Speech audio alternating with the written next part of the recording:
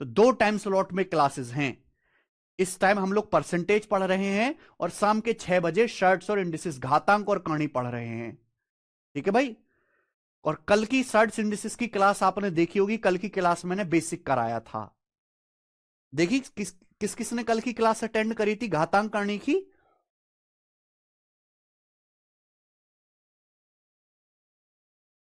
Video audio clear है एकदम? मेरे भाई कल हमने परसेंटेज में क्या शुरू किया है?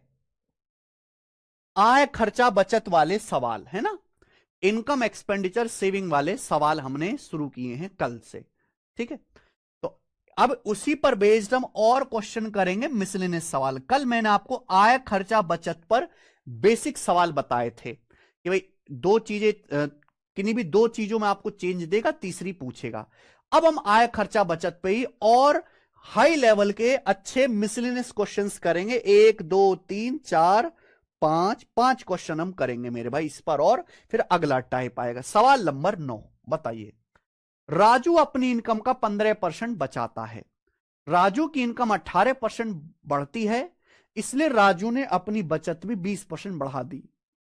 बोला है यदि वेतन में वृद्धि के बाद उसका खर्चा, if his expenditure after an increase, सवाल बोला है if his expenditure after an increase in salary was 1,32,500 रुपए, find his saving before the increase in salary.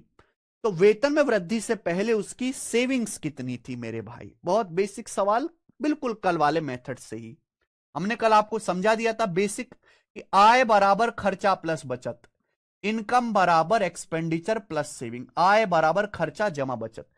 Raju अपनी इनकम का 15% बचाता है। 15% बचाता है, इसका मतलब यह हुआ, बहुत आसान डाटा है कि अगर राजू 100 रुपए कमाता है मेरे भाई, तो राजू 100 रुपए में से, अगर राजू 100 रुपए कमाता है तो 100 में से 15 वो बचाता है। यानी कि वो राजू खर्च कितना करता है? 85 रुपए खर्च करता है, 85। समझ में आया? आप बोलोगे जी सर बिल्कुल सही। कोई परेशानी?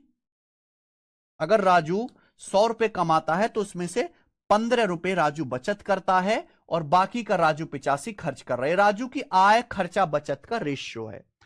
अब सवाल के अनुसार राजू की इनकम 18% बढ़ी। राजू की इनकम 100 है, 100 का 18% कितना होता है? 18। राजू की इनकम 18 बढ़ी, राजू ने अपनी बचत 20% बढ़ा दी। राजू की बचत कितनी बढ़ी? 20%। राजू की बचत है 15, तो राजू ने अपनी बचत 15 का 20% कितना होता है? 3। तो राजू ने अपनी बचत 3 बढ़ा दी मेरे भाई। तो आप मुझे बताओ राजू का खर्चा कितना बढ़ जाएगा? राजू का खर्चा कितना बढ़ जाएगा? जवाब दीजिए मेरे प्यारे भाइयों में, राजू का खर्चा कितना बढ़ जाएगा? बहुत बेसिक सवाल है, कोई दम नहीं है सवाल में। भाई इनकम 18 बढ़ गई, बचत 3 बढ़ी है, तो इन दोनों को जोड़ के ही तो 18 आना चाहिए। खर्चा और बचत को जोड़ के ही तो आय आना चाहिए। 3 और ये 15 आ जाएगा मेरे में। 15 में 3 जोड़ूंगा, 15 प्लस 3 करूंगा तभी तो 18 आएगा। यानी कि राजू का खर्चा 15 बढ़ गया। सवाल में दिया है if his expenditure after an increase in salary was 1,32,500, वेतन में वृद्धि के बाद उसका खर्चा 1,32,500 था। वेतन में वृद्धि के बाद उसका खर्चा 1,32,500 था। तो मेरे भाई सैलरी बढ़ने के बाद उसका खर्चा कितना हो गया? भाई पहले उसका खर्चा 85 था, पहले राजू का खर्चा 85 था, सैलरी बढ़ी तो खर्चा कितना बढ़ा? 15। सैलरी बढ़ने के बाद राजू का खर्चा कितना बढ़ा? 15। तो राजू का नया खर्चा कितना आ गया? 100 आ गया। राजू का नया खर्चा 100 आ गया। भाई सैलरी बढ़ने के बाद राजू का खर्चा दिया है कि सैलरी बढ़ने के बाद राजू का खर्चा 1,32,500 रुपए था। सैलरी के पहले खर्चा कितना था? 85 रुपए। बढ़ने के बाद खर्चा कितना बढ़ा? 15। 85 प्लस 15, अब खर्चा 100 हो गया। और 100 की वैल्यू सवाल में 1,32,500 रुपए दी है। 100 की वैल्यू 1,32,500 रुपए दी है। कितने गुना? 1325 गुना, 1325 टाइम्स 1325 गुना। पूछा है सैलरी बढ़ने से पहले उसकी बचत कितनी थी, तो सैलरी बढ़ने से पहले उसकी बचत थी 15 यूनिट। तो 15 यूनिट की वैल्यू निकालनी है। 100 की वैल्यू ये है बेटा, 2 जीरो से 2 जीरो कट गया, 15 की वैल्यू भी 15 का 1325 गुना आ जाएगा। ये आंसर है। ठीक है भाई, 15 गुणा 1300 19,000, 15 गुणा 25 375, 19,875 आंसर है डी ऑप्शन 19,875। ठीक है,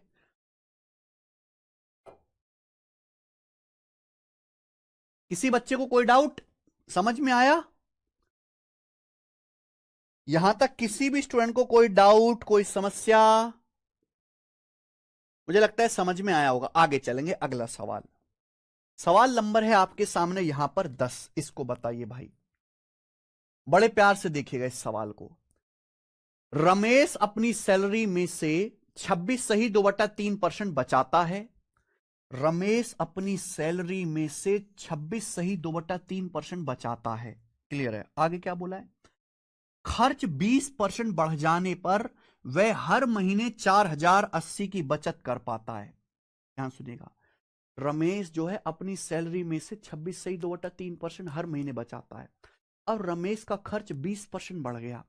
खर्च 20% बढ़ने की वजह से रमेश अब हर महीने 4,080 रुपए की ही बचत कर पाता है।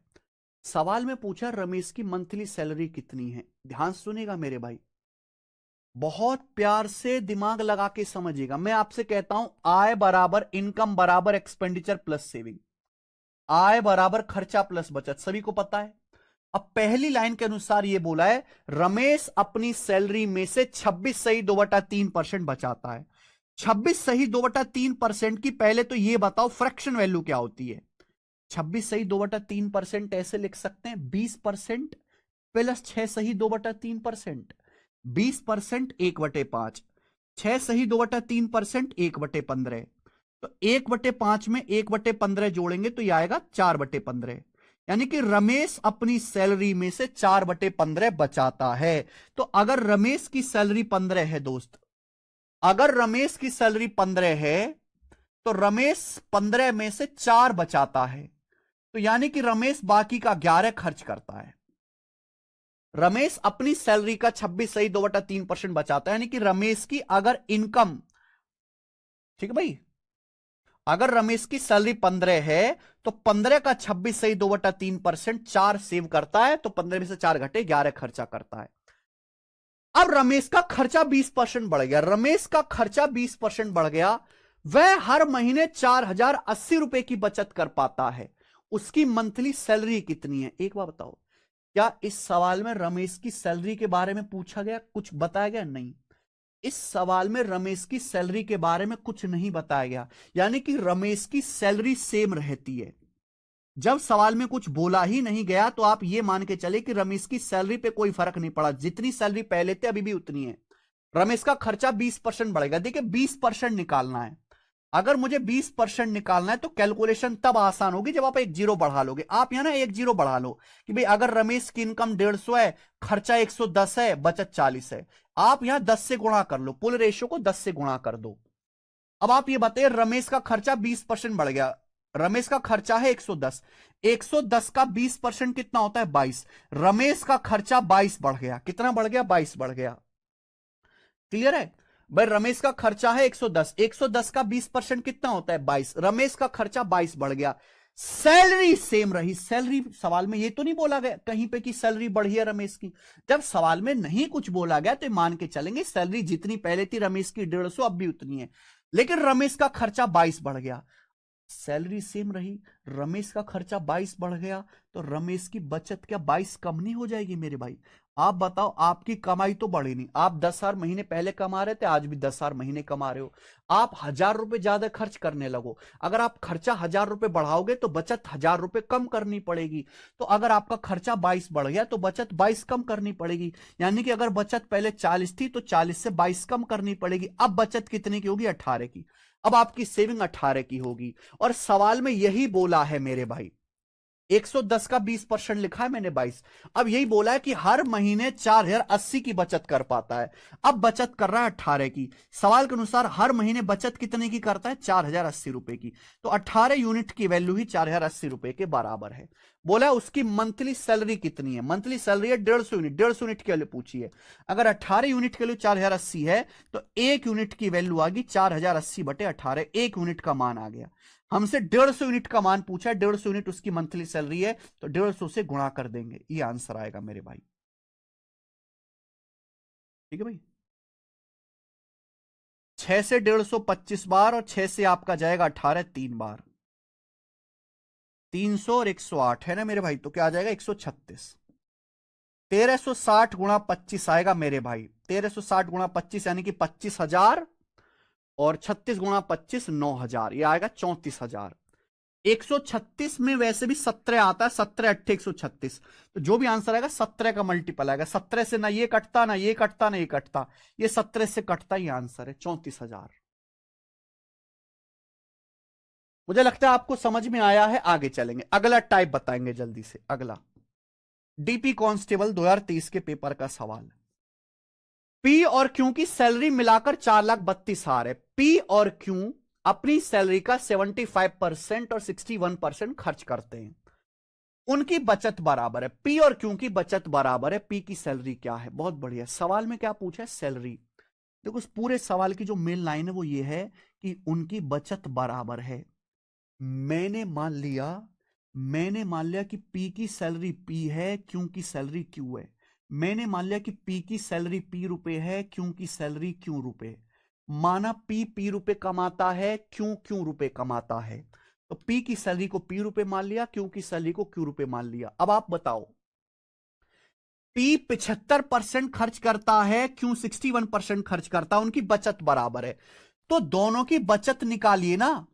अगर पी अपनी इनकम में से 75% खर्च कर रहा है तो बचत कितनी कर रहा है? पी अपनी सैलरी का 75% खर्च करता है, 100 में से 75 घटाइए तो बचा 25%, तो पी अपनी सैलरी का 25% बचत करता है।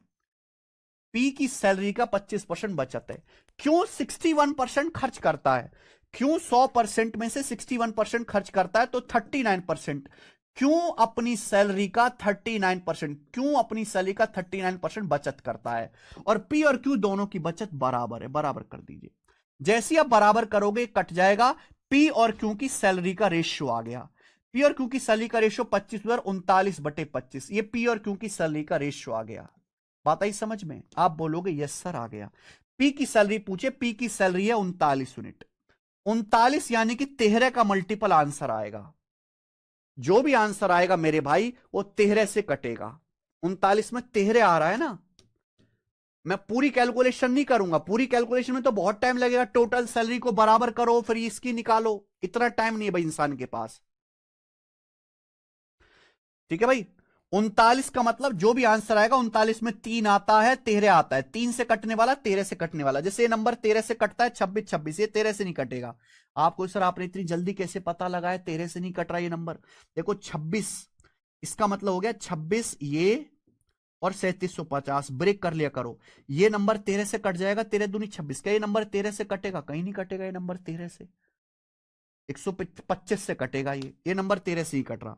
ऐसे ही 26 कट जाएगा 13 से, 325 13 से, 13 दूनी 26 6, ये नंबर 13 से कट रहा है। 3 आ रहा है, 3 से भी कटना चाहिए। कोई नंबर 3 से तभी कटेगा जब उसके अंकों का योग 3 से कटे। अंकों का योग निकालो, 6 3 9, 2 2 4 5 9, यार ये भी 3 से कट रहा है, लंबा हो रहा है भाई। 6 3 9 7 2 9, ये नंबर 3 से नहीं कट रहा, खत्म। आंसर या ए ऑप्शन है या डी ऑप्शन है। क्या ये नंबर 13 से कट रहा है? 13 कम 13 10 13 104 2, 13 कम 13, ये नंबर 13 से नहीं कट रहा। आंसर है डी, डी आंसर है। पी और क्यू दोनों को मिलाकर सैलरी दिया तो आप 39, अरे भैया सवाल में क्या पूछा? पी की सैलरी पूछा है, पी की। जब पी की सैलरी पूछा है तो आंसर 39 का मल्टीपल आएगा, 3 13 से कटने वाला, वो एक ही ऑप्शन है डी, खत्म। आइए सीजीएल 2024 के पेपर का सवाल, पी और क्यू की सैलरी मिलाकर 9,60,000 है।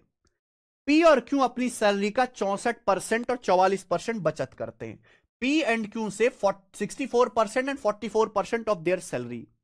सवाल में आगे क्या बोला है? If P's expenditure is 1.5 times Q's expenditure, P का खर्चा क्यू के खर्चे का 1.5 गुना है। पी का खर्चा क्यू का 1.5 गुना है, तो आपसे पूछा है पी और क्यू की सैलरी का रेशियो क्या है। भैया मान लिया पी की सैलरी पी रुपए है, क्यू की सैलरी क्यू रुपए। मैंने मान लिया पी रुपए कमाता है, क्यों रुपए कमाता है। हमें ना रेशियो पूछा है, जब हमसे रेशियो पूछा है तो इसकी कोई जरूरत नहीं है मेरे भाई। अब एक बात देखिए, सवाल की जो सारी लाइन है वो इंपॉर्टेंट ये वाली लाइन है, ये वाली लाइन, ये लाइन सबसे इंपॉर्टेंट है। पी का जो खर्चा है वो क्यू के खर्चे का 1.5 गुना है। तो पी का खर्चा निकालो, क्यू का खर्चा निकालो। खर्चा कैसे आता है? खर्चा आता है इनकम में से बचत घटा के। आप ध्यान सुनेगा, पी अपनी इनकम का 64% बचत करता है, पी 64% सेव करता है, तो खर्च कितना कर रहा है? पी 100% में से 64 बचत कर रहा है, 100 में से 64 घटाइए, पी अपनी सैलरी का 36% खर्च कर रहा है, पी का खर्चा आ गया। क्यों अपनी सैलरी का 44% बचत करता है? अगर क्यों 44% बचत करता है तो खर्चा कितना कर रहा है? 100 में से 44 घटाइए 56, क्यों अपनी सैलरी का 56% खर्च करता है। ये पी का खर्चा आ गया, क्यू का खर्चा आया। सवाल के अनुसार पी का जो खर्चा है वो क्यू के खर्चे का 1.5 गुना है, तो पी का खर्चा बराबर क्यू के खर्चे का 1.5 गुना, बराबर कर दीजिए। आंसर आ गया एक स्टेप में। जब आपसे रेशियो पूछा होता है तो एग्जैक्ट वैल्यू की जरूरत नहीं पड़ती है ज्यादातर। कट गया मेरे भाई, ठीक है जी। 4 से चला जाएगा 9 बार, 4 से आपका चला जाएगा 14 बार, 14 गुणा 1.5 आ जाएगा जी आपका 21। तो पी बटे क्यू आ जाएगा मेरे भाई, क्यों इधर आएगा, 14 गुणा 1.5 21, 9 चला जाएगा राइट साइड में, 3 से काटेंगे 7/3। पी क्यू की सैलरी का रेशियो 7/3 आ गया। Option number B, B correct है। अगला बताइए, सवाल नंबर 13 जल्दी से। पी और क्यू को बराबर करके रेशियो, पी और क्यू को बराबर नहीं किया है, पी क्यू को बराबर नहीं किया है बाबलो।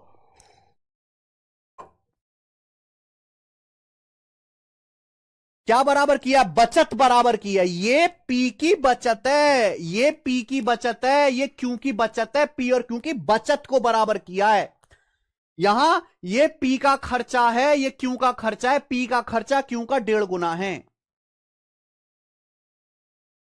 जो सवाल कह रहा है वो करेंगे। आखिरी सवाल भैया इस टाइप का, आखिरी आखिरी सवाल, बहुत बढ़िया क्वेश्चन है मेरे भाई। ये सवाल है एमबीए के पेपर का, कैट के पेपर का पूछा हुआ सवाल है और अच्छा क्वेश्चन है मेरे भाई। The income of Amala is 20% more than that of Bimala and 20% less than that of Kamala. 3 लोग हैं मेरे भाई, अमाला बमाला कमाला, 3 लोग हैं। सवाल में आपसे कहा है कि अमाला की इनकम बिमाला से 20% ज्यादा है और कमाला से 20% कम है। अमाला की इनकम बिमाला से 20% ज्यादा है और अमाला की इनकम कमाला से 20% कम है, कमाला से 20% कम है। यह बात आपको पेपर में लिखने की जरूरत नहीं, वो तो आप गधे हो इसलिए मुझे लिख के बताना पड़ता है। अमाला की इनकम बिमाला से 20% ज्यादा है, कमला से 20% कम है। सवाल बोला, अगर कमला की इनकम 4% कम हो जाती है, बिमला की इनकम 10% बढ़ जाती है, तो कमला की इनकम बिमला से कितने परसेंट अधिक हो जाएगी? Then the percentage by which Kamala's income would exceed Bimala's income, Kamala की इनकम बिमला से कितने परसेंट अधिक हो जाएगी? अब ध्यान से सुनेगा मेरे भाई, मजा आएगा आपको, मजा आएगा बहुत प्यार से। अमला की इनकम बिमला से 20% ज्यादा है, 20% की फ्रैक्शन वैल्यू 1/5, यानी कि बिमला की अगर 5 है तो अमला की 6 है। ये रेशियो आ गया। अमला की इनकम कमला से 20% कम है, 20% कम की फ्रैक्शन वैल्यू 1/5, यानी कि कमला की अगर 5 है तो अमला की 4 है। ये रेशियो आ गया। अमला की इनकम कमला से 20% कम है, 20% मतलब 1/5, कम का मतलब माइनस। अगर कमला की 5 है तो 5 से 1 कम करिए, अमला की इनकम 4 है। ये रेशियो कैसे लिखते हैं, इस लाइन से रेशियो कैसे लिखते हैं, परसेंटेज की क्लास में बताया है। अब आप तीनों की जो है इनकम का रेशियो निकालिए। मैंने आपको बताया है अगर 2 रेशियो को कंबाइंड करना है तो ये देखिए उनमें कॉमन क्या है। यहां अमला कॉमन है, यहां अमला की इनकम 6 है या 4 है, तो भेदभाव है। ऐसा कैसे हो सकता है कि एक जगह अमला की इनकम 6 हो, एक जगह 4 हो? 6 4 को बराबर बनाना पड़ेगा, 12 12, 6 को 12 बनाने के लिए 2 से गुणा करेंगे और यहां 4 को 12 बनाने के लिए पूरे रेशियो को 3 से गुणा करेंगे। तो अमला की इनकम होगी 2 छिक्का 12, 4 तिया 12। बिमला की इनकम हो जाएगी 2 पंजे 10। ठीक है भाई। और कमला की इनकम हो जाएगी 3 की 5 में गुणा 15, 12 10 15। ये तीनों लोगों की इनकम का रेशियो आ गया, तीनों लोगों की। आया समझ में? आगे सवाल बोला है कमला की इनकम 4% कम हो जाते। कमला की इनकम 15 है, कमला की इनकम 4% कम हो जाती तो कितनी हो जाएगी मेरे भाई? 15 का 4% होता है 15 चौका 60%, यानी कि 0.6। तो 15 को 0.6 कम करेंगे 14.4। तो कमला की इनकम 14.4 होगी। बिमला की 10% बढ़ जाते। बिमला की इनकम है 10, 10 का 10% क्या आएगा? 1 आएगा। 10 का 10% 1 बढ़ाओगे तो बिमला की कितनी हो जाएगी? 11, 11 हो जाएगी। तो मेरे भाई बिमला की 11 हो गई, कमला की होगी 14.4। सवाल में पूछा कमला की इनकम बिमला से कितने परसेंट अधिक हो जाएगी। अब कमला की इनकम बिमला से किससे कंपेयर करो? बिमला से कितने परसेंट अधिक हो जाएगी? बिमला की इनकम 11 है, कमला की 14.4 है। तो कमला की इनकम बिमला से कितना ज्यादा है? 14.4 11 से कितना ज्यादा है? 3.4 ज्यादा है, 3.4 ज्यादा है। परसेंटेज में कितना ज्यादा है? गुणा 100%, गुणा 100% आएगा। जीरो से डेसिमल कट गया। 340/11 लगभग बताना। 340 को 11 से भाग देंगे, 11 तिया 33, 1 बचेगा, 10 बचेगा, लगभग 11 कम 11, अप्रोक्स 31%। 31% आंसर है। सर तो बचत बराबर करके पी क्यू के रेशियो कैसे बराबर हुआ? कहां पी क्यू का रेशियो बराबर हो रहा है? दुष्ट कहीं के। परसेंटेज परसेंटेज कट गया, क्यू को उधर ले गए, 25 इधर आ गया, 39/25। ये पी और क्यू बचत है। पी जो है पी की इनकम है, क्यू की इनकम है। पी रुपए कमाता है, क्यू रुपए कमाता है। पी इनकम का 25% बचत कर रहा है, क्यू इनकम का 39% बचत कर रहा है। दोनों की बचत बराबर, बराबर कर दिया, कट गया, उधर क्यू चला गया। पी से क्यू का रेशियो, पी की इनकम क्यू की इनकम का रेशियो 39/25। ये सवाल है होता है। इसी के साथ बच्चों ये टाइप अब खत्म होता है। अब हम आगे चलेंगे अगला टाइप। अगला टाइप है, इस पे 3 क्वेश्चन लेंगे मेरे भाई। अब अगला टाइप है, इस पे 3 क्वेश्चन लेंगे, ध्यान से समझिएगा दोस्त।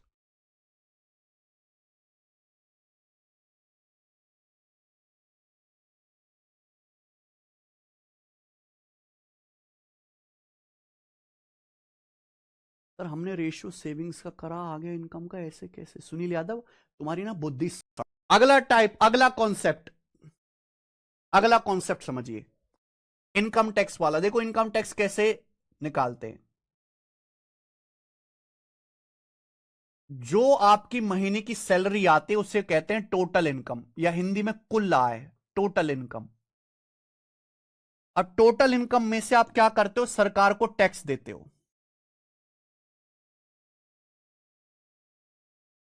ऐसी होता है। अगला कॉन्सेप्ट समझिए, इनकम टैक्स वाला।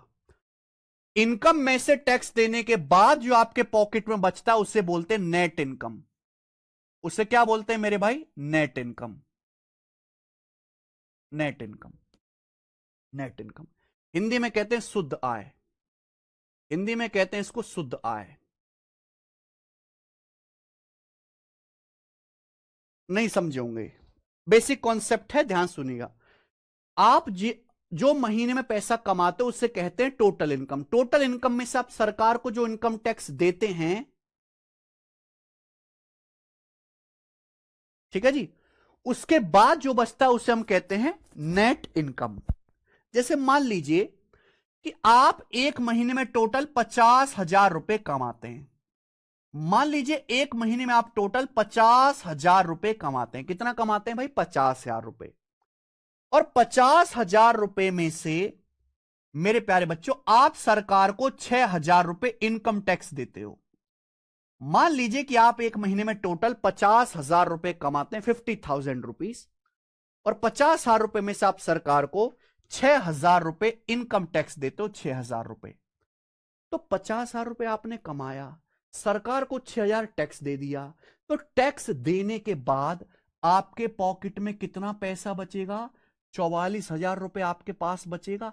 तो आपकी तो नेट कमाई, आपकी तो शुद्ध इनकम 44,000 ही बची। यानी कि आप अपने खर्चे के लिए, अपनी जिंदगी के लिए केवल 44,000 रुपए ही खर्च कर सकते हो। कमा बेशक आप 50,000 कर रहे हो, लेकिन आपने 6,000 रुपए टैक्स दे दिया, तो आपके पास तो 44,000 रुपए ही बचा ना। इसी 44,000 रुपए ही को ही आप आगे खर्च कर पाओगे। यही होता है नेट इनकम। क्लियर है? आप बोलोगे हां जी सर बिल्कुल से, इसे हम नेट इनकम कहते हैं। समझ में आया? अच्छा, अगर मेरे प्यारे दोस्तों मुझे यहां से रेट ऑफ इनकम टैक्स निकालना है तो कैसे आएगा? अगर मैं आपसे कहूं कि आप सरकार को कितना परसेंट इनकम टैक्स दे रहे हो, मैं आपसे कहूं आप सरकार को कितना परसेंट इनकम टैक्स दे रहे हो, बताइए जरा। रेट ऑफ इनकम टैक्स कितना है? तो मेरे भाई कैसे निकालते हैं? आप एक साल आप कितना पैसा कमा रहे हो? एक महीने में 50,000 रुपए। आप टोटल इनकम कितनी आपकी? 50,000 रुपए। नीचे लिखना होता है टोटल इनकम, नीचे निकला होगा टोटल इनकम 50,000। आप टोटल 50,000 रुपए कमाते हो। 50,000 रुपए में से सरकार को इनकम टैक्स कितना दे रहे हो? 6,000। टोटल इनकम 50,000 में से सरकार को टैक्स कितना दे रहे हो? 6,000। सरकार को परसेंटेज में कितना टैक्स दे रहे हो? गुणा 100% ही आया। 2 जीरो से 2 जीरो कट गया, 2 जीरो से 2 जीरो कट गया, 60/5 12%। यानी कि रेट ऑफ इनकम टैक्स जो है वो यहां पर 12% है। ठीक है जी, आयकर की जो दर है वो 12% है। हिंदी में बोल रहा हूं जी, आयकर की दर 12% है। समझ में आ गया? आप बोलोगे जी सर बिल्कुल सही। किसी को कोई डाउट? अरे हाँ है ना, कुछ तो बोलते रहा करो। यानी कि मैं ये कह सकता हूं मेरे भाई कि अगर आप 100% इनकम कमाते हैं, 100%, तो 100% में से आप सरकार को 12% टैक्स दे देते हैं। यानी कि आपके पास 100 में से 12 घटाइए, नेट इनकम केवल 88% ही बचती है। 100% की वैल्यू 50,000 है, 12% की 6,000, 88% की 44,000। अंजलि कह रहे हैं रेट टोटल इनकम के बदले नेट इनकम में क्यों नहीं निकलता? हाँ, अंजलि का डाउट है। देखो मेरे भाई, जब भी मेरे दोस्तों हम कोई चीज निकालते हैं तो हमेशा टोटल को ही बेस मान के निकालते हैं। जैसे आप ये समझिए कि आपके घर में किचन है, किचन में सब्जी भी आती है, पानी भी आता है, किचन में दही भी आता है, दूध भी आता है, तेल भी आता है। अब अगर आप ये निकालोगे किचन पे कितना खर्चा हो रहा है, तो कैसे निकालोगे? टोटल खर्चे को बेस मान के। टोटल खर्चे में से किचन पे कितना खर्चा हुआ गुणा 100%। तो हमेशा कोई भी परसेंटेज वैल्यू टोटल को बेस मान के निकाली जाती है। ठीक है ना, कि आपने टोटल 50,000 रुपए कमाया और टोटल 50,000 में 6,000 रुपए टैक्स दिया। ये बात समझ में आई है तो कमेंट में यस लिख दीजिए, यस सर कि ये बात समझ में आ गई। हरिंदर कह रहे सब लोग ध्यान से सुनेगा, सब लोग ध्यान से समझेगा, बहुत प्यार से। आपकी इनकम 50,000 थी, 50,000 ही रहती, आपकी इनकम सेम रहती है। आप पहले महीने में 50,000 रुपए कमाते थे, आज भी 50,000 रुपए कमा रहे हो, आपकी इनकम सेम रहती है। आप पहले एक महीने में 50,000 रुपए कमा रहे थे, आज भी आप एक महीने में 50,000 रुपए कमा रहे हो, इनकम सेम है। सरकार बोली बाढ़ में गए तुम, सरकार बोली बाढ़ में गए तुम। पहले 6,000 रुपए टैक्स दे रहे थे, आज 8,000 रुपए टैक्स चाहिए हमें। हमें, तुम बहुत अमीर हो गए हो, 50,000 रुपए कमा रहे हो, पहले 6,000 टैक्स दे रहे थे, अब 8,000 रुपए टैक्स जमा करो सरकारी खाते में। यानी कि सरकार ने इनकम टैक्स 2,000 रुपए बढ़ा दिया। सरकार ने इनकम टैक्स 2,000 रुपए बढ़ा दिया, 2,000 रुपए बढ़ा दिया। सरकार ने इनकम टैक्स 2,000 रुपए बढ़ा दिया। आपकी इनकम सेम है, आपकी इनकम में कोई चेंज नहीं हुआ। आप जितना पैसा पहले कमा रहे थे, आज भी उतना ही पैसा कमा रहे हो। सरकार ने 2,000 रुपए टैक्स बढ़ा दिया, पहले 6,000 टैक्स मांग रही थी, आज 8,000 टैक्स मांग रही है। तो अब आपकी पॉकेट में कितना बचेगा? 50,000 में से 8,000 घटाइए, अब आपकी पॉकेट में कितना पैसा बचेगा? 42,000 रुपए बचेगा आपकी पॉकेट में। यानी कि अब आपकी नेट इनकम 42,000 रुपए रह जाएगी। यानी कि मेरे भाई, पहले जहां आप 44,000 रुपए नेट बचा रहे थे, अब आप 42,000 रुपए ही नेट इनकम रह जाएगी। तो आपकी नेट इनकम 2,000 रुपए क्या कम हो जाएगी? 2,000 रुपए कम हो जाएगी कि नहीं हो जाएगी? आप बोलोगे हाँ जी सर। यानी कि ये बेसिक कॉन्सेप्ट बन गया कि अगर आपकी टोटल इनकम, अगर आपकी इनकम सेम रहती है, सरकार जितना टैक्स बढ़ाएगी उतनी ही आपकी नेट इनकम कम हो जाएगी। यानी कि नेट इनकम में चेंज और टैक्स में चेंज बराबर होगा। सरकार जितना टैक्स बढ़ाएगी, नेट इनकम उतनी ही कम हो जाएगी। समझ में आ गया? समझ में आ गया?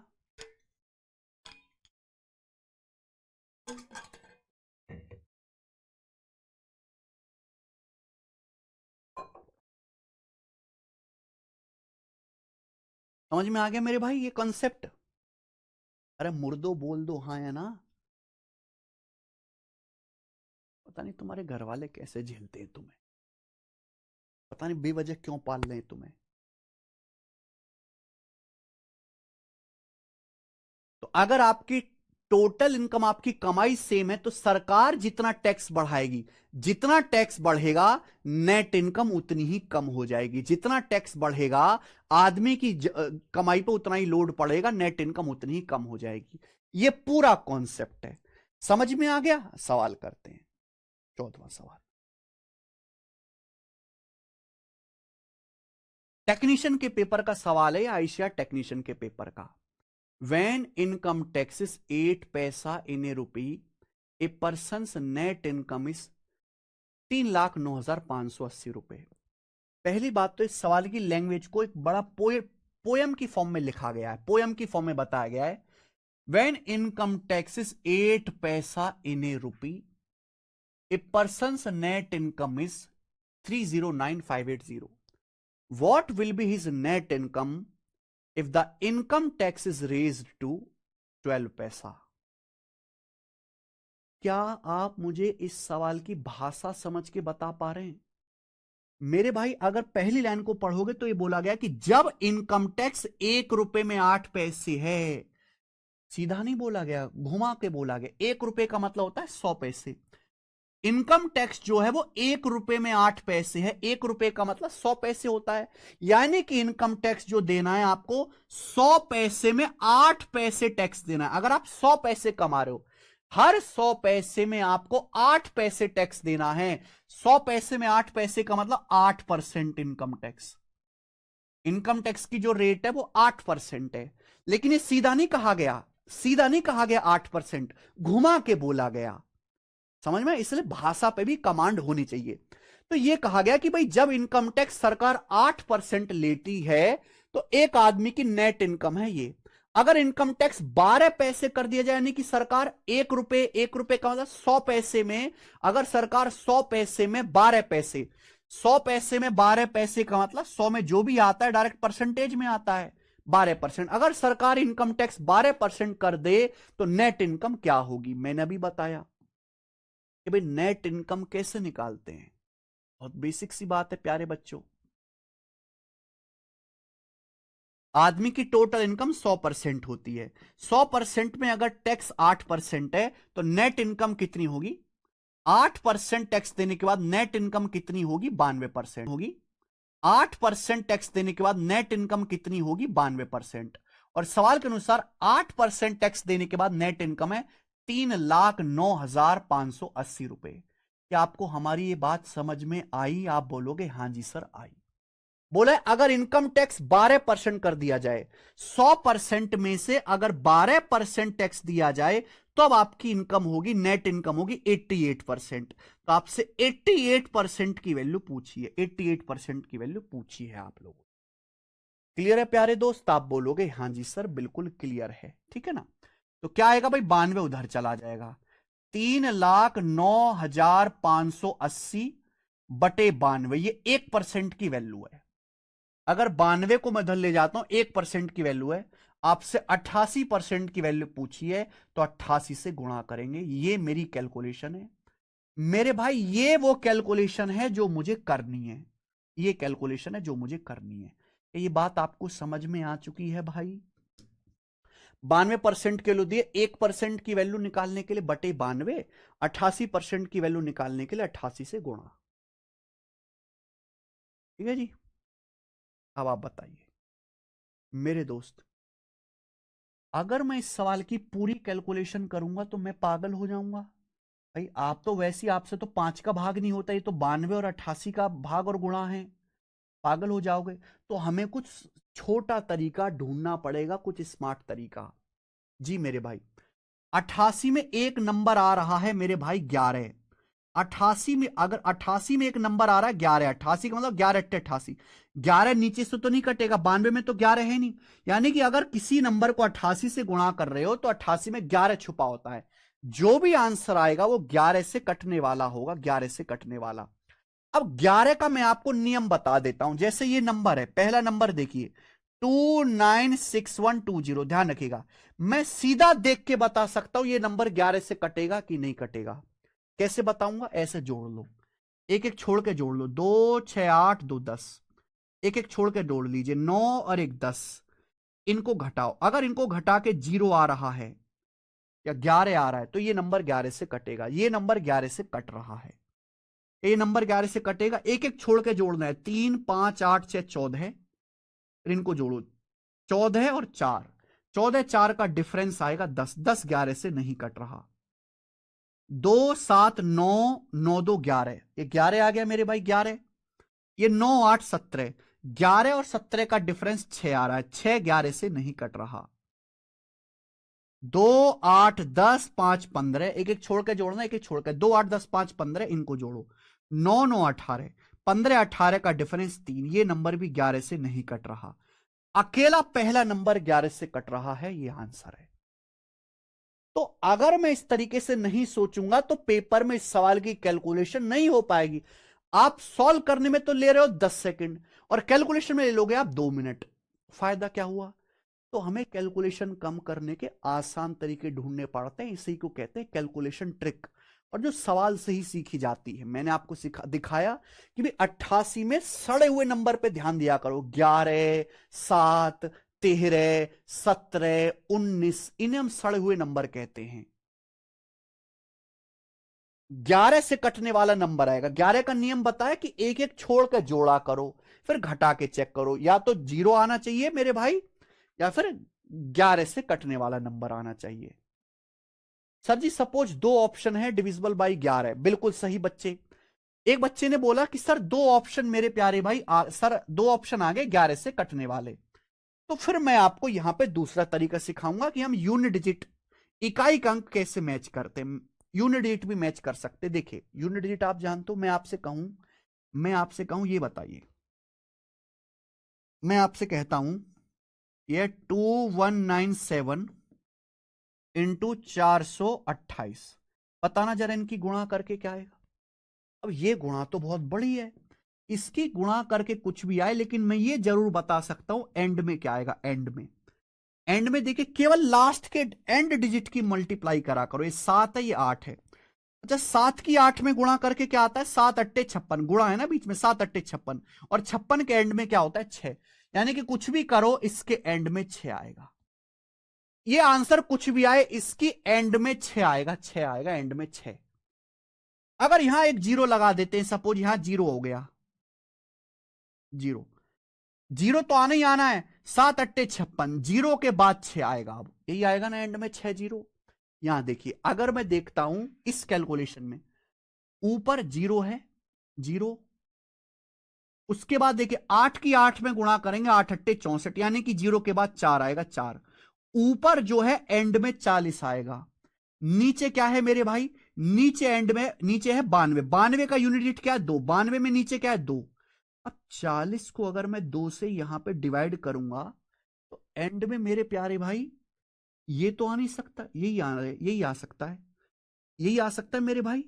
क्रॉस मल्टीप्लाई 20 दूनी 40 ही मैच हो सकता है, यानी कि दो ऑप्शन हट गए कि नहीं हट गए।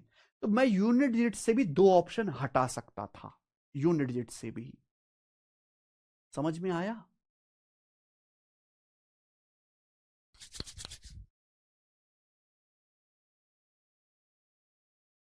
ये धीरे धीरे आप सारी चीजें सीखोगे। अभी तो धीरे धीरे कैलकुलेटिव सवाल आना शुरू होंगे। 15वां बताइए जल्दी से।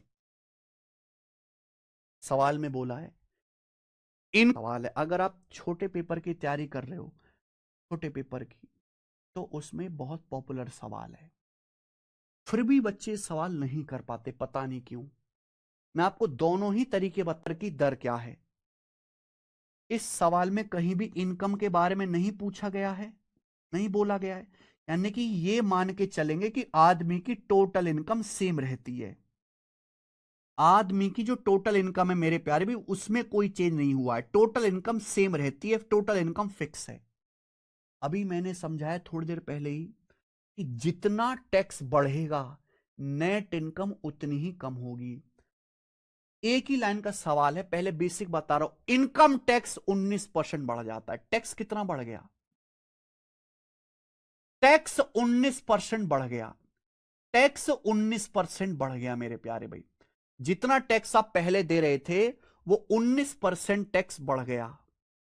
नेट इनकम को शॉर्ट में लिखो एनआई। नेट इनकम 1% कम हो जाती है। नेट इनकम 1% कम हो जाती है। तो ये बराबर होना चाहिए। जितना इनकम टैक्स बढ़ेगा उतनी ही नेट इनकम कम होगी। ये बराबर होना चाहिए। आप बोलोगे हाँ जी सर, यानी कि इनकम टैक्स का 19% नेट इनकम के 1% के बराबर है। ये इधर आएगा। तो इनकम टैक्स का और नेट इनकम का जो रेशियो आएगा मेरे प्यारे भाई, वो क्या आ जाएगा? 19 जाएगा राइट साइड में, 1/19। ये आ गया मेरे भाई। यानी कि आदमी जो इनकम टैक्स दे रहा है और जो उसकी नेट इनकम है, उसका रेशियो पता चल गया, 1/19। आप मुझे एक बात बताना, अगर कोई आदमी सरकार को 1 रुपए टैक्स दे रहा है, 1 रुपए टैक्स देने के बाद उसकी नेट इनकम 19 है, तो उस आदमी की टोटल इनकम कितनी होगी? जल्दी से बताना, टोटल इनकम कितनी होगी उस आदमी की? अगर कोई आदमी सरकार को 1 रुपए टैक्स दे रहा है और उसके पास 19 रुपए बच रहे हैं, तो उस आदमी की टोटल इनकम 1 + 19 20 होगी।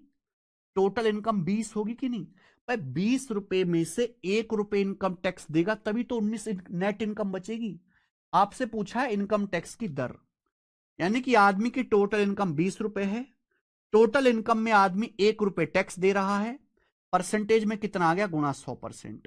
तो टैक्स की जो दर है वो 5%। रेट ऑफ इनकम टैक्स 5% है। आंसर आ गया।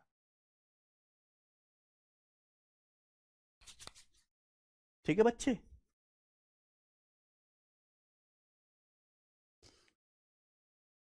ये है बेसिक मेथड। लेकिन देखो भाई, एक बात समझना, ये सवाल तो एक स्टेप का है।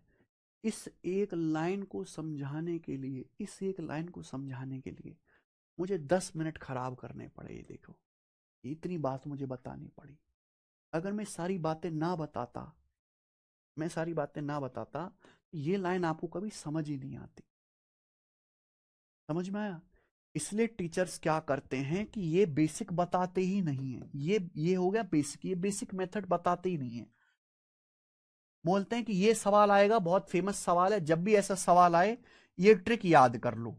बच्चा ट्रिक याद कर लेता, उसे पता ही नहीं कि पीछे की कहानी क्या है, कुछ जानता ही नहीं। क्या ट्रिक है? इनकम टैक्स 19% बढ़ जाता है। जब इनकम टैक्स 19% बढ़ता है तो नेट इनकम 1% कम हो जाती है। इनकम टैक्स की दर, नेट इनकम 1% कम हो जाती है। 1%, ये एक लिखना है और नीचे दोनों को जोड़ लेना है। नीचे दोनों को जोड़ लीजिए, नीचे दोनों को जोड़ लेंगे, 1/20। 1/20, ये आंसर है 5%। बच्चा खुश होता है। बच्चा कोई कंप्लेन नहीं करता कि सर वो कहां है, वो खुश होता है मेरे भाई। कितनी बढ़िया बात है।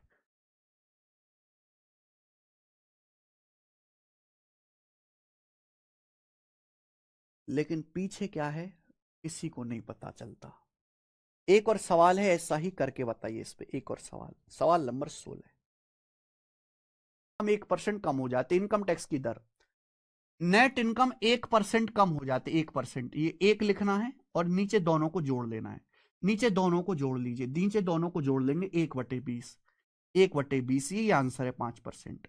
बच्चा खुश होता है। बच्चा कोई कंप्लेन नहीं करता कि सर वो कहां है, वो खुश होता है मेरे भाई। कितनी बढ़िया बात है।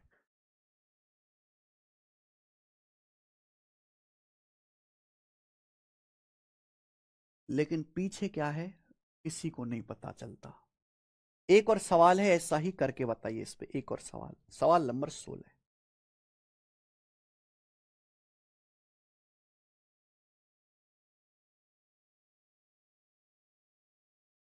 अब इसको ट्रिक से ही करेंगे मेरे भाई, ट्रिक भी कोई खराब नहीं है, लेकिन ट्रिक का फायदा तभी है जब आपको बेसिक आता हो। बिना बेसिक जाने ट्रिक रटने से केवल आप बर्बाद कर रहे हो खुद को, केवल बर्बाद कर रहे हो। थोड़ा सा सवाल बदलेगा हालत खराब हो जाएगी।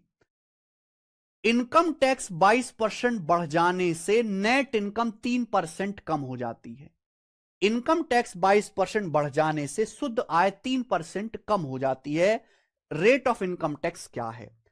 नेट इनकम 3% कम हो जाते, ऊपर लिखना है 3 और नीचे इन दोनों को जोड़ लो। नीचे इन दोनों को जोड़ दो, 22 3 25, यही रेट ऑफ इनकम टैक्स है। 1/25 4%, 3/25 12%। 12% आ गया बेटा परसेंटेज में। बताओ।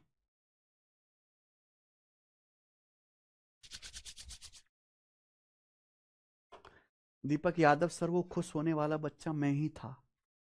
अच्छा दीपक, यानी कि धक्का खाए हुए हो तुम पहले, धोखा खाए हुए हो। समझ में आ गया? तो भाई कभी ऐसा सवाल आएगा, यही टाइप था बस, इस पे 3 ही क्वेश्चन थे इस टाइप पर। ऐसा सवाल कर लोगे, एक तो ये बनता है और ये सवाल। ऐसा सवाल आएगा तो क्या अब आप कर लोगे? क्या अब आप ऐसा सवाल कर लोगे? इस टाइप का बिल्कुल टाइप वाइज टाइप सीक्वेंस में मैं पढ़ा रहा हूं। कोई टाइप आसान है, मुश्किल है, मैं इस बात को नहीं देखता। मैं बस ये देखता हूं कि ये टाइप है, बच्चों को आना चाहिए। देखो, सवालों का कोई अंत नहीं है। 2 टाइप के सवाल होते हैं, सवालों का कोई अंत नहीं है। एक होते हैं फिक्स टाइप के और एक होते हैं मिसलिनियस, यानी कि बिना सिर पैर वाले। पेपर में 90% क्वेश्चन फिक्स टाइप के आते हैं, 10% ही न्यू सवाल आते हैं। तो चाहे ये छूट जाए, इसमें से चाहे एक आध चीज छूट जाए, लेकिन ये छूट जाना पाप है, और मैं ये पाप नहीं करूंगा। ठीक है? क्लियर है बच्चों? आगे चलते हैं। अगला टाइप, अगला टाइप है मेरे दोस्तों ताजे फल सूखे फल वाला सवाल।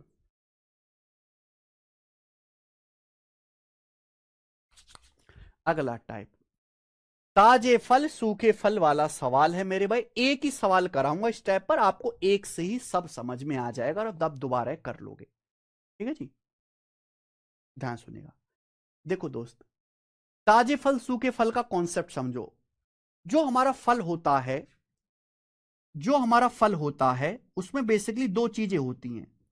एक होता है पानी और एक होता है पल्प, यानी कि जो हमारा सॉफ्ट सॉफ्ट जो गूदा होता है ना, पल्प। समझ में है मेरे प्यारे भाई? 2 चीजों से मिलकर फल बनता है। फल में लिक्विड होता है, लिक्विड होता है और पल्प होता है।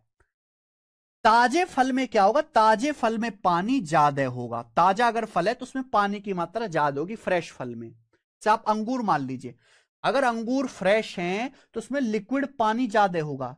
लेकिन अगर अंगूर सूख जाएं, धूप में रख दो या नॉर्मली कई दिनों में सूख जाएं, अगर सूख जाएंगे तो पानी का परसेंटेज कम हो जाएगा, पानी कम हो जाएगा। ये बात क्लियर है? लेकिन फल में ये जो पल्प है, पल्प तो नहीं गायब होगा, पल्प सेम उतना ही रहेगा जितना पहले था। जो फल का सॉलिड हिस्सा होता है वो सड़ जाएगा, लेकिन उसकी क्वांटिटी कम नहीं होगी जितनी पहले थी। जितने ताजे फलों में पल्प होगा उतने ही सूखे फल में भी पल्प होगा, बस पानी का परसेंटेज, पानी की मात्रा कम हो जाती है। तो इसी ये है मेरे भाई नॉर्मल कॉन्सेप्ट। इसी कॉन्सेप्ट पे हम सवाल करेंगे मेरे भाई। पल्प सेम रहना चाहिए। सवाल आ जाते हैं।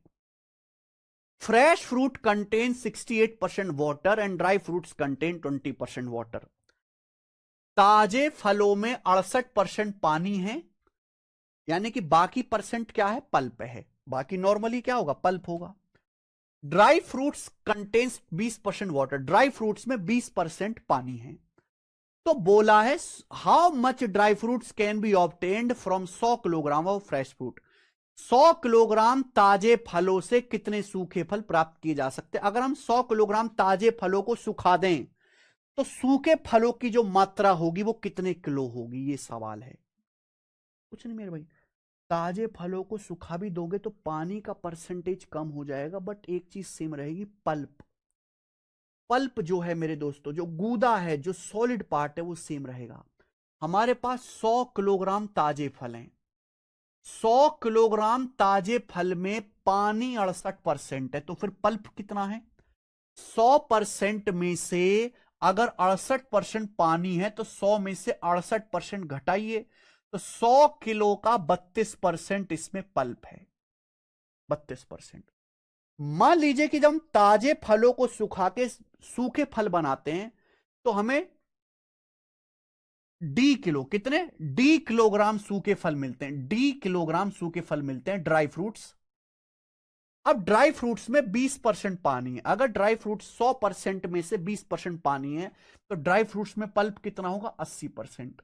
ड्राई फ्रूट्स की क्वांटिटी का सूखे फलों की मात्रा का, सूखे फलों की मात्रा अगर डी है तो उसका 80% पल्प होगा, और ये पल्प बराबर होना चाहिए। बस इसको बराबर कर दीजिए, परसेंटेज आपका कटेगा। ये आ गया 3200। 3200 को 80 से भाग देंगे 40 किलो, यानी कि 40 किलो सूखे फल 100 किलोग्राम ताजे फलों से प्राप्त कर सकते हैं। आंसर है डी ऑप्शन। मुझे लगता है आप कर लेंगे।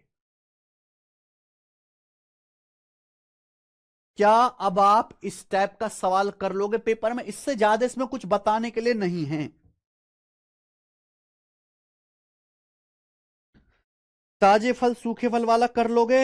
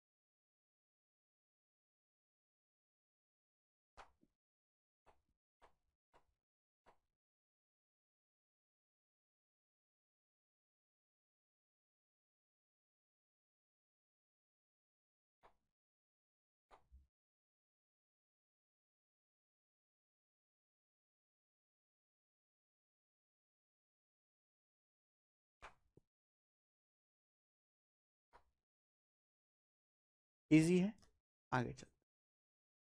अगला टाइप, बिल्कुल टाइप वाइज टाइप पढ़ाएंगे मेरे भाई। और ऐसा नहीं कि केवल हम इस चैप्टर में कर रहे हैं, पूरे सिलेबस के दौरान आप कुछ भी हमसे पढ़िएगा इसी तरीके से सीक्वेंस में टाइप वाइज टाइप ही मिलेगा। अगला वैरायटी है सॉल्यूशन वाला। अगला वैरायटी है मेरे दोस्तों सॉल्यूशन वाला, घोल वाले सवाल। अगला वैरायटी है मेरे भाई सॉल्यूशन वाले सवाल। सॉल्यूशन, सॉल्यूशन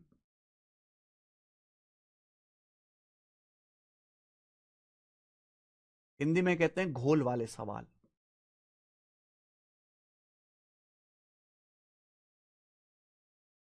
ठीक है जी। अब समझिएगा मेरे दोस्तों, सब लोग समझिएगा मेरे प्यारे भाई। सॉल्यूशन क्या होता है? सॉल्यूशन होता है जब हम एक सॉलिड चीज में एक लिक्विड मिला देते हैं। जैसे कि मेरे प्यारे भाई, हमने चीनी, एक सॉलिड है, ठोस है, चीनी में हमने पानी मिला दिया, इसे कहते हैं मेरे भाई सॉल्यूशन। जैसे नमक में पानी मिला दिया मेरे भाई, नमक में पानी मिला दिया, तो क्या कहलाता है? सॉल्यूशन कहलाता है।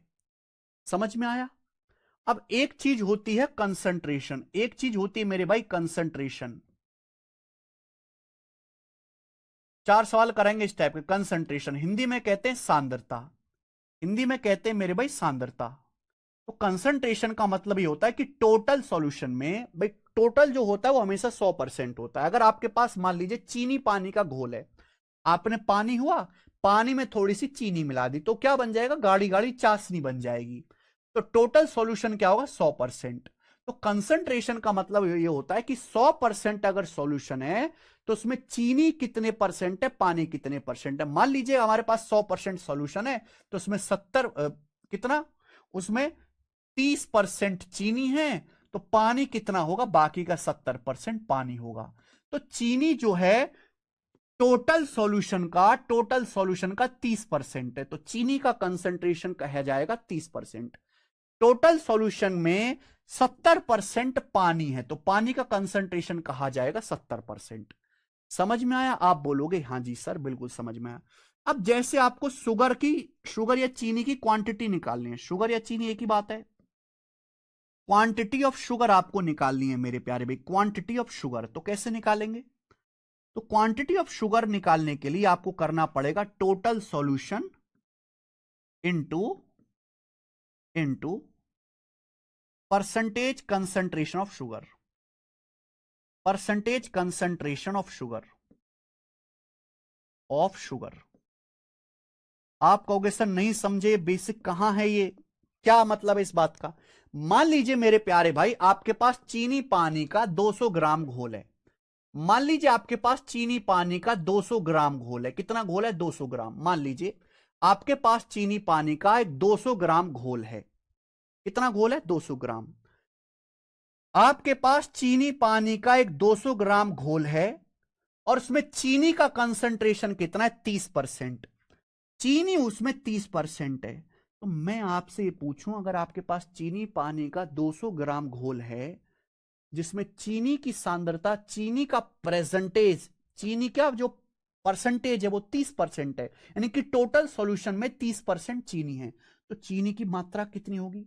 इस 200 ग्राम के घोल में चीनी की मात्रा कितनी होगी? तो 200 का 30% 60 ग्राम। तो टोटल अगर 200 ग्राम आपके पास घोल है तो उसमें 200 ग्राम का 30% चीनी जो होगी वो 60% होगी। समझ में आया? आप बोलोगे हाँ जी सर बिल्कुल सही, समझ में आया, बिल्कुल अच्छी तरीके से एकदम समझ में आ गया, कोई परेशानी नहीं है। ठीक है जी, क्लियर है? ये बहुत बेसिक बेसिक सी बात, हालांकि ये आपको गवर्नमेंट जॉब की तैयारी करने से पहले आनी चाहिए। 9th क्लास में पढ़ाते हैं ये, 9th क्लास में केमिस्ट्री में भी पढ़ाते हैं, फिजिक्स में भी पढ़ाते हैं, मैथ में भी पढ़ाते हैं। ठीक है जी। शुगर की मात्रा बराबर कुल घोल इंटू शुगर की सांद्रता, कंसंट्रेशन मतलब सांद्रता। ठीक है, चलिए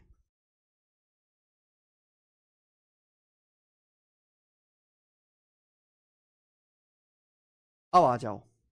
अब मैं आपसे मेरे प्यारे भाई ये सवाल पूछता हूं, ये वाला सवाल जरा मुझे करके बताओ। 18वां इस टाइप का क्वेश्चन,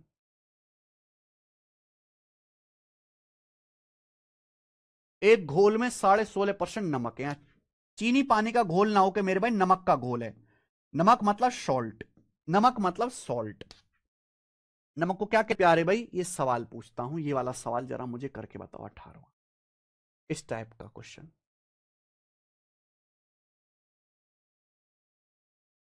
एक घोल में 16.5% नमक है। चीनी पानी का घोल ना हो के मेरे भाई नमक का घोल है। नमक मतलब सॉल्ट, नमक मतलब सॉल्ट। नमक को क्या कहते हैं हम लोग? सॉल्ट कहते हैं। बहुत प्यार से समझिएगा, जबरदस्त सवाल है। हमारे पास एक घोल में 16.5% नमक है, एक घोल में 16.5% नमक है। 18 लीटर पानी का वाष्पीकरण हो जाता है, from which 18 litre of water is evaporated. 18 litre पानी का जो है वाष्पीकरण हो जाता है। Now concentration of salt in solution becomes 20.9%। अब घोल में नमक का कंसंट्रेशन 20.9% है। Find the initial quantity of solution, solution की प्रारंभिक मात्रा कितनी थी? ध्यान समझिएगा, हमारे पास एक नमक पानी का घोल है, हमारे पास एक नमक और पानी का घोल है मेरे प्यारे भाई। ध्यान सुनिएगा मेरे भाई, नमक पानी का घोल या सॉल्यूशन है। एक बात ध्यान से सुनिएगा बच्चों, एक बात ध्यान सुनिएगा। और इस घोल में नमक कितना है? हमारे पास एक नमक पानी का घोल है जिसमें 16.5% नमक है। जब आपके सामने घोल शब्द लिख दिया तो नमक किसमें घोला जाता है? पानी में। तो ये ऑब्वियस है, दिमाग से ही समझ जाना है कि नमक पानी का घोल है। अगर हमारे पास एक नमक पानी का सॉल्यूशन है, पानी में नमक मिला दो, नमक पानी का घोल बन गया।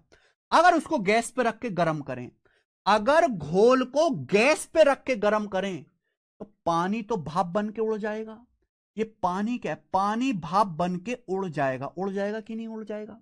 अगर आप गैस, नमक पानी का आपके पास सॉल्यूशन है, उसको आप गैस पे रख के गर्म करो, तो पानी क्या है? भाप बन के उड़ जाएगा। उसे वाष्प मतलब भाप होता है, इवेपोरेट हो जाएगा पानी।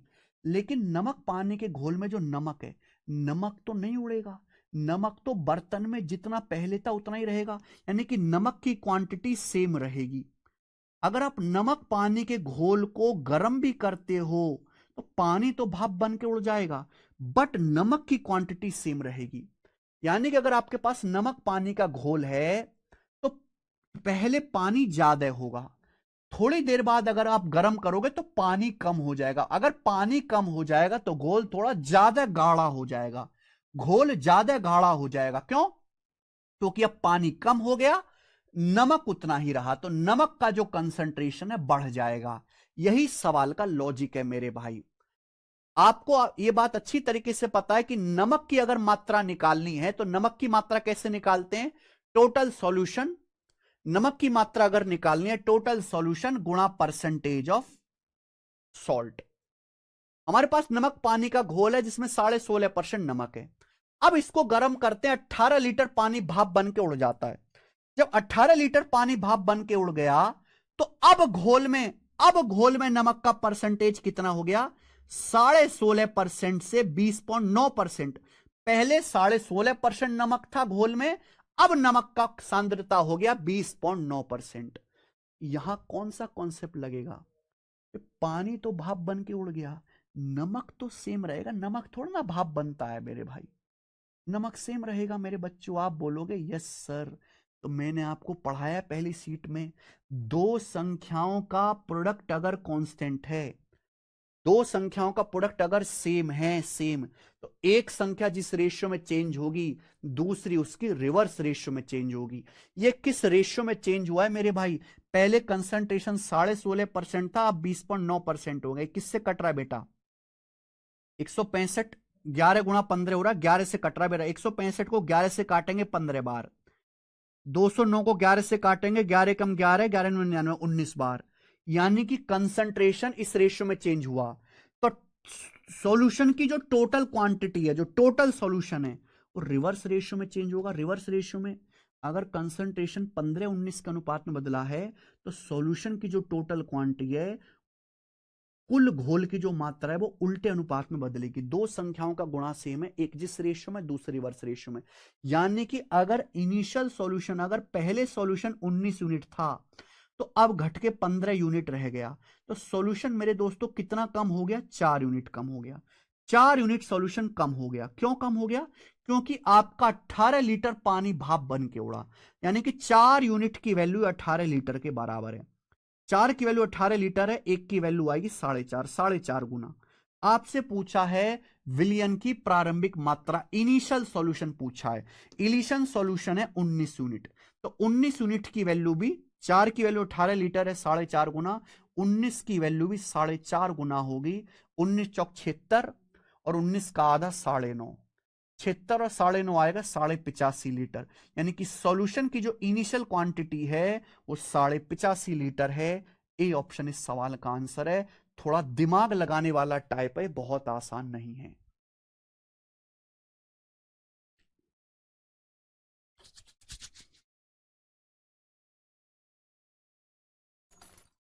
एक्स पैक्स मान के नहीं करना बेटा कुछ भी, हमें नहीं आता एक्स मान के करना। एक्स मानने की उम्र थी बचपन में जो बीत गई। एक्स को त्याग दो, रेशियो पे कमांड बनाओ। तकलीफ होगी, तकलीफ सहो, लेकिन रेशियो पे कमांड बनाओ।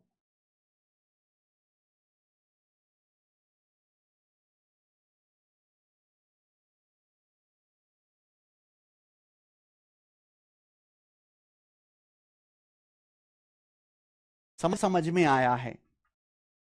सवाल का लॉजिक ये एक ही है मेरे भाई, कि अगर आपके पास नमक पानी का घोल है, अगर आप उसको गैस पे रख के गर्म करोगे, तो पानी भाप बन के उड़ जाएगा, नमक सेम रहेगा। जब नमक सेम रहेगा तो नमक पे फोकस करते हैं। नमक की क्वांटिटी कैसे निकालते हैं, नमक की मात्रा कैसे निकालते हैं? नमक की मात्रा अगर निकालनी है, अगर हमारे पास टोटल सॉल्यूशन है, कुल घोल में मल्टीप्लाई कर दीजिए नमक के परसेंटेज से, नमक के कंसंट्रेशन से।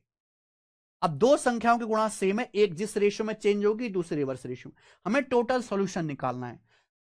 सॉल्ट का कंसंट्रेशन पहले 16.5% था, 20.9% हो गया, यानी कि 15 से 19 रेशियो ले लिया, तो सॉल्यूशन की क्वांटिटी रिवर्स रेशियो में बदलेगी, 19 से 15। यानी कि सॉल्यूशन अगर पहले 19 था तो भाप जब मैंने गर्म किया तो 15 रह गया, 19 से 15 हो गया, तो कितना कम हो गया? 4 यूनिट। सवाल के अनुसार 4 यूनिट सॉल्यूशन कम हुआ। कितना कम हुआ? 18 लीटर पानी भाप बन के उड़ा, तो 18 लीटर जो है सॉल्यूशन की मात्रा कम हुई। 4 किलो 18 लीटर, 4.5 गुना, तो 19 की वैल्यू भी 4.5 गुना।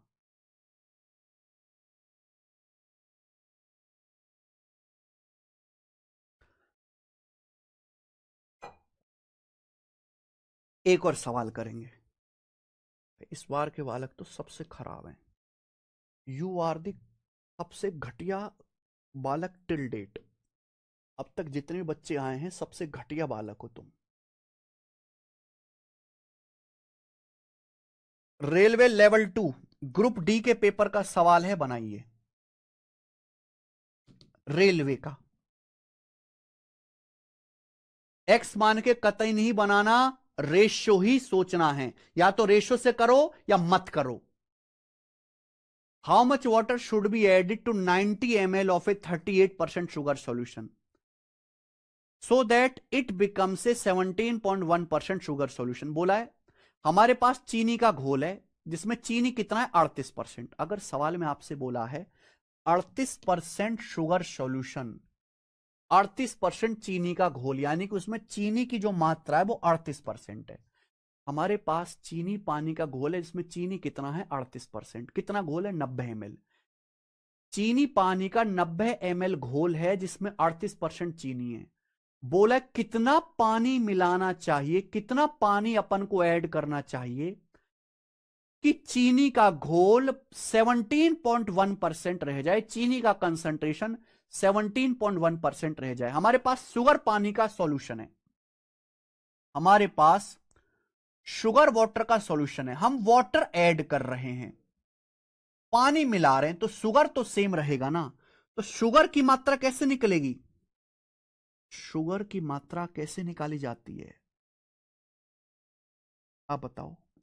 अगर हमें टोटल सॉल्यूशन की क्वांटिटी पता है कि टोटल सॉल्यूशन कितना है, अगर हमें यह पता है कि टोटल सॉल्यूशन कितना है, उसको मल्टीप्लाई कर दें परसेंटेज ऑफ शुगर से, तो शुगर की क्वांटिटी आ जाएगी। आप बोलोगे हाँ जी सर ये बिल्कुल बेसिक बात है, total solution multiply percentage of sugar, sugar की क्वांटिटी, शुगर की मात्रा आ जाएगी।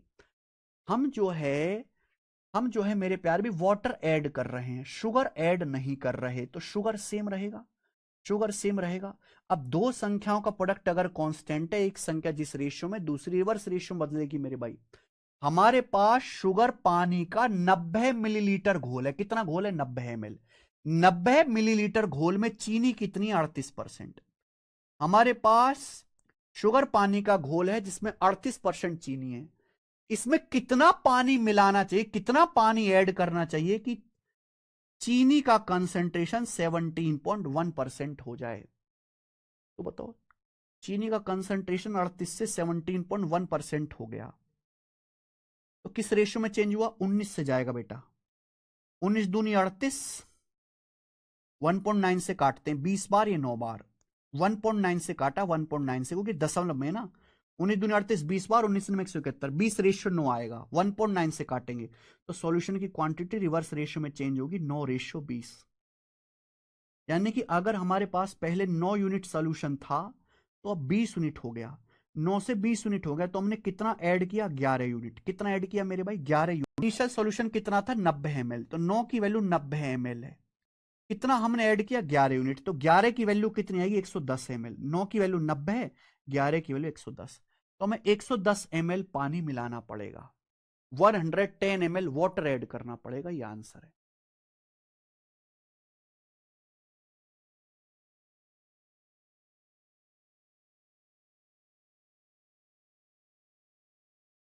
ठीक है।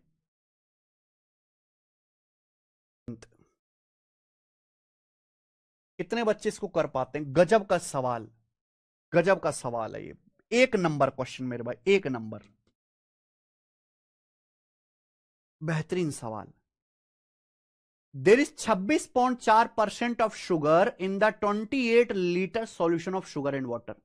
हमारे पास चीनी पानी का घोल है 28 लीटर, चीनी पानी का 28 लीटर घोल है, उसमें 26.4% चीनी है। अब इस घोल को गर्म करते हैं। जब हम चीनी पानी के घोल को गर्म करेंगे तो पानी भाप बन के उड़ जाएगा। 6 लीटर पानी भाप बन के उड़ गया। बोला है बचे घोल में कितने परसेंट चीनी होगी? अगर हम चीनी पानी के घोल को गर्म करेंगे, पानी तो भाप बन के उड़ जाएगा, लेकिन चीनी की क्वांटिटी तो सेम रहेगी। शुगर तो मेरे प्यारे भाई सेम रहेगी, शुगर। और शुगर कैसे निकाली जाती है? शुगर की क्वांटिटी कैसे निकलेगी मेरे भाई? टोटल सॉल्यूशन कितना है हमारे पास? टोटल सॉल्यूशन कितना है इनटू इनटू उसमें परसेंटेज ऑफ शुगर कितना है, शुगर का परसेंटेज कितना है। ये बहुत बेसिक कंसेप्ट है। अगर टोटल घोल को शुगर के परसेंटेज से गुणा कर देंगे तो शुगर की मात्रा आ जाएगी मेरे भाई, यही हो जाएगा। हमारे पास चीनी पानी का 28 लीटर घोल है, 28 लीटर चीनी पानी का। हमने इसको गर्म करा गैस पर रख के, 6 लीटर पानी भाप बन के उड़ गया। 28 लीटर में से 6 लीटर पानी भाप बन के उड़ गया, तो अब कितना घोल रह जाएगा? 22 लीटर घोल रह जाएगा, 22 लीटर सॉल्यूशन। भाई जब हम चीनी पानी के घोल को गर्म करेंगे, पानी तो भाप बन के उड़ जाएगा, लेकिन शुगर तो सेम रहेगी। जितनी शुगर पहले थी सॉल्यूशन में चीनी पानी के घोल में, अब भी उतनी रहेगी।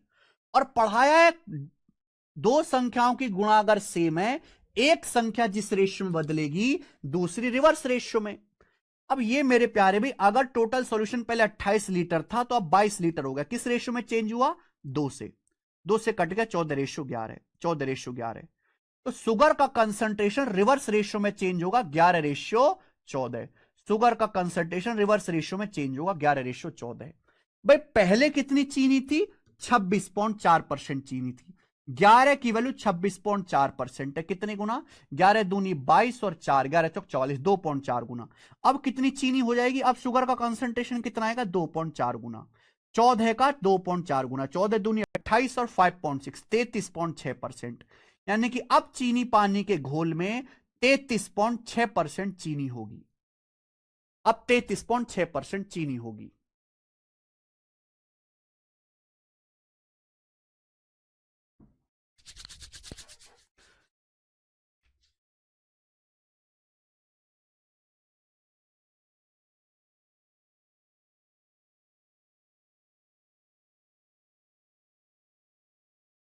ठीक है, समझ में आया?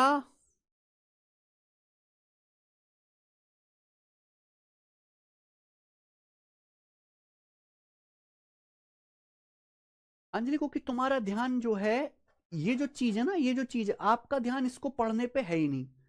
कंसंट्रेशन क्या होता है, टोटल सॉल्यूशन क्या होता है, ए गुणा कांस्टेंट रूल क्या होता है, रेशियो कैसे निकालते हैं, क्या इंक्रीज हो रहा है क्या डिक्रीज हो रहा है, ये एक प्रोसेस है, ये एक प्रोसेस है। कंसंट्रेशन क्या होता है, टोटल सॉल्यूशन क्या होता है, ए गुणा बी बराबर कांस्टेंट रूल क्या होता है, क्या चीज कांस्टेंट रहेगी, किस रेशियो से घट रहा है, ये एक प्रोसेस है। आपका ध्यान उस प्रोसेस को समझने में नहीं है, आपका ध्यान है एक्स एक्स एक्स एक्स। जब तक आप इस प्रोसेस से प्यार नहीं करोगे कैसे समझोगे? जब तक प्रोसेस से प्यार नहीं करोगे।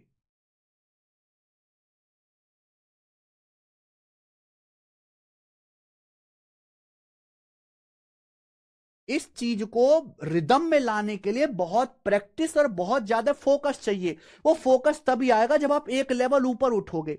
बचपन में एक्स मान के करते थे, फिर समझदार हुए 100 मान के करने लगे, और समझदार हुए एलसीएम मान के करने लगे, और समझदार हुए रेशियो से करने लगे।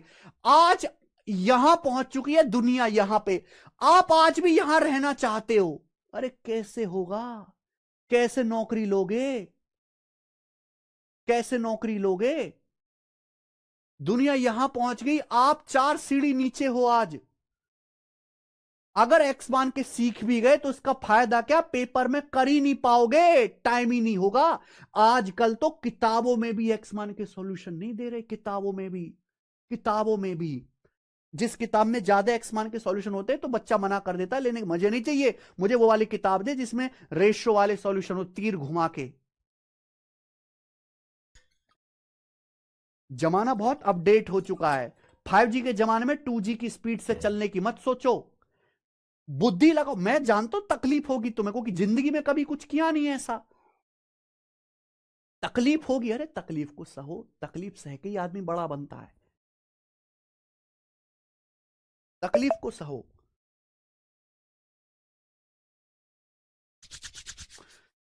ये कोई शॉर्ट अप्रोच नहीं है, this is not short approach, this is concept, this is not short approach, ये कॉन्सेप्ट है।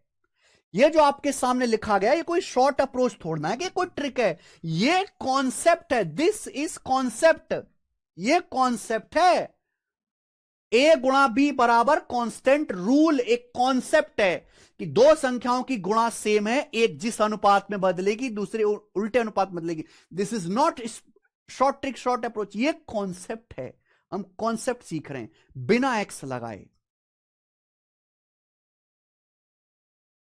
आप अपने आप को अपडेट ही नहीं करना चाहते, आगे चलेंगे ये बताएंगे। नेक्स्ट, समझ में आया? 5G के जमाने में 2G वाली चाल चाहिए, कैसे काम चलेगा? इस शीट में 145 सवाल है। कितने सवाल है शीट में? 145।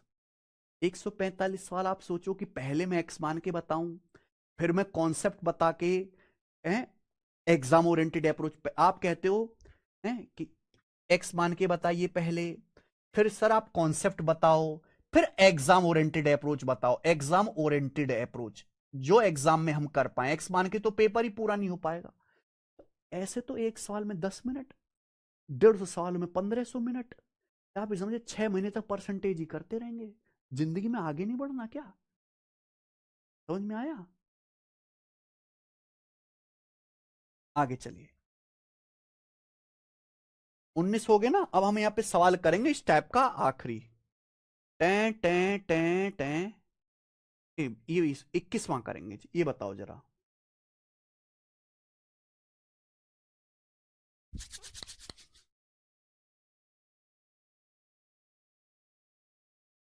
एनटीपीसी का। चलो बच्चों इस सवाल का आंसर बताइए अब। चलिए इस सवाल का आंसर बताइए। 10 लीटर में से, हमारे पास 10 लीटर सॉल्यूशन में से 2 लीटर पानी वाष्पित हो गया, भाप बन के उड़ गया। शेष विलयन में 6% नमक पाया गया। शेष विलयन में कितना नमक पाया गया? 6%। पूछा है वास्तविक विलयन में नमक का परसेंटेज कितना था। वास्तविक विलयन में 10 लीटर से 2 लीटर उड़ गया, बचा 8 लीटर। ये टोटल सॉल्यूशन का रेशियो है मेरे भाई। कंसंट्रेशन का रेशियो रिवर्स होगा, 10:8 का रेशियो 5:4, ये रेशियो होगा 4:5। अगर शेष विलयन में 6% है, 5 किलो 6% है, 1.2 गुना अभी, तो ये भी 1.2 गुना आ जाएगा, 4.8%। एक टैलेंटेड लड़के को इतना टाइम लगे मात्र 5 सेकंड। 5 सेकंड से ऊपर का सवाल नहीं है ये, लेकिन इसके लिए बहुत प्रैक्टिस चाहिए। एक बात बताओ, ये जो मैं आपको लिख रहा हूं ना, ये जो मैं आपको लिख रहा हूं है ना, ये लिख रहा हूं, ये लिख रहा हूं, ये लिख रहा हूं, ये सेम लिख रहा हूं, ये लिखना भी क्राइम है। नौकरी तो उस दिन लगेगी जिस दिन ये लिखना भी बंद कर दोगे, ये लिखना भी बंद कर दोगे, जिस दिन केवल इतना करोगे। लेकिन ऐसा करने के लिए बहुत मेहनत, बहुत प्रैक्टिस चाहिए, वो आप करने को राजी नहीं। केवल इतना करना, पेपर में इतना यहां तक लेके आना है। सॉल्यूशन 10 से 8 हो गया, सॉल्यूशन 10 से 8 हो गया मेरे प्यारे भाई। कंसंट्रेशन रिवर्स रेशियो में चेंज हो जाएगा, 8 से 10। 2 लीटर पानी उड़ने के बाद शेष विलयन में 6% नमक है। अब कितना नमक है? 6%। 10 किलो 6% है, 0.6 गुना। ओरिजिनल में कितना नमक था? 0.6 गुना, 4.8%। ठीक है भाई।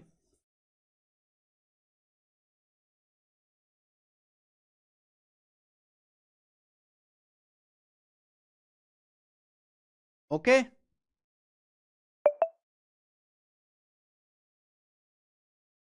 चलो